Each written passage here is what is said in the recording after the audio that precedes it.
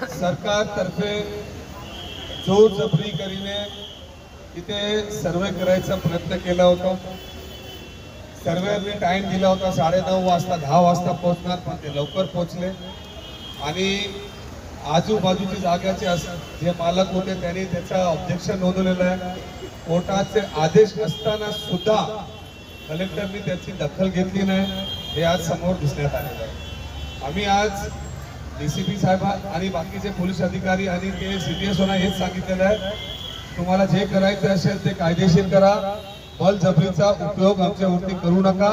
आम्ही इथे राहणार आहे आणि मरणारी लोक आहेत, आम्ही इथे घाबरणारे लोक नाहीत।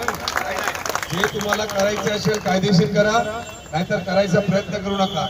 ही जे जागा आहे ते जागाच्या संदर्भामध्ये कोर्टाने 4 आठवड्यामध्ये ते मुक्तेश्वर सोसायटीला आदेश दिलेले आहेत, त्या हिशोबाने शासन